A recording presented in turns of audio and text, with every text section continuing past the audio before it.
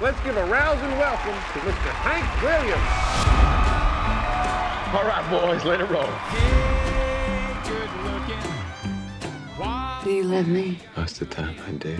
And I guess now you've been properly famous for a couple of years now. Are you sick of these sort of interviews yet? No, no. The truth is, every time it doesn't feel the same every time.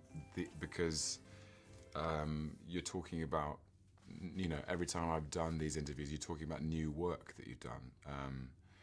It's interesting. I thought The Dark World came out at the end of 2013, and then I didn't show my face in public for about 18 months.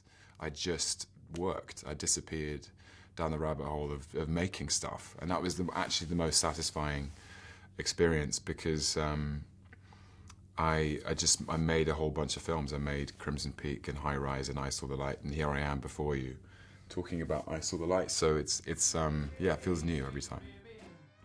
The funny thing about Hank was he loved westerns, and he loved the image of the cowboy, which is why he called his band Drifting Cowboys. That's why he wore that 10-gallon hat.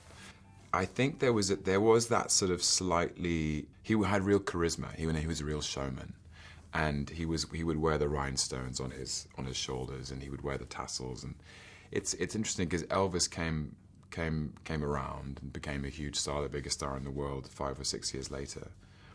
And in a way, Hank was Elvis before Elvis. He had his own version of that style, the slightly enlarged persona of the stage performer. Move it on over, move over, little dog, 'cause the big dog's moving in. She changed the lock on our front door, and my door key don't fit no more, so get it on over. I went down to Nashville to train, basically, with a man called Rodney Crowell, who was my executive music producer and my teacher. And he's Nashville royalty. He's a recording artist, a musician. He's been making music for 40 years. And he had a gig at a folk festival in Michigan called the Wheatland Festival. And he was playing, and I went on the bus with him and his musicians. And it was great because I'd never had that experience of being on the road with a band. And it was day one of my musicianship training as Hank Williams. And he said, "Hey, Tommy, I figured we'd just get you up on that stage and play Move It On Over." So I played Move It On Over, as with sort of very green fingers, in front of 15,000 people. When you are sad and lonely and have no place to go, come to see me, baby, and bring along some dough.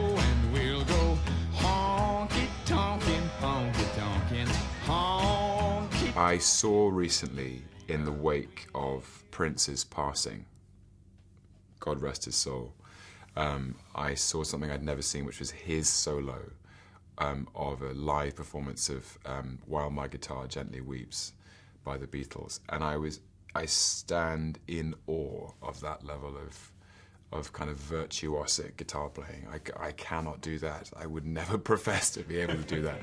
I can play the 1, 4, 5, 3 chords and the truth of Hank Williams. I'm no Prince.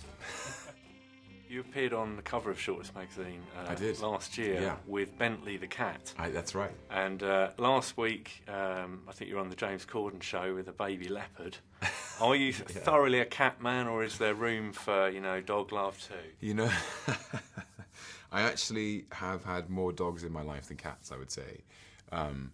When I was in our house as a family, we had a dog and 2 cats.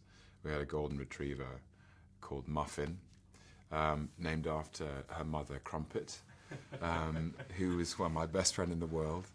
And she was around for 10 or 12 years, and we had 2 cats called Orlando and Grace. So, by the way, I don't actually have a cat called Bentley. It's been recently reported that Bentley is my own personal cat. Was he a lone cat? Cat Bentley? Yeah. Bentley was somebody else's cat for the pictures that we were taking for Shortlist magazine. Right. So he was very charming, but I only had a day with him.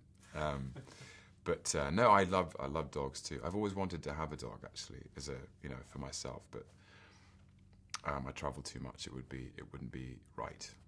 Fair enough. Yeah. You also filmed recently in a dance-off with Taylor Swift. Are you likely to be a backing dancer for her anytime soon? I don't know. Are you in the squad now? I don't think so. No, that was. I was sat next to her at the dinner of the Met Gala in New York, and we were watching The Weeknd. The Weeknd played a very short set, and she said, the thing about these dinners is that nobody's dancing, and as a performer, that's like heartbreaking. So we have to help them out and dance for their encores. So that's what we're going to do. So I was like, sure, okay, and I did that with her. It was fun. I saw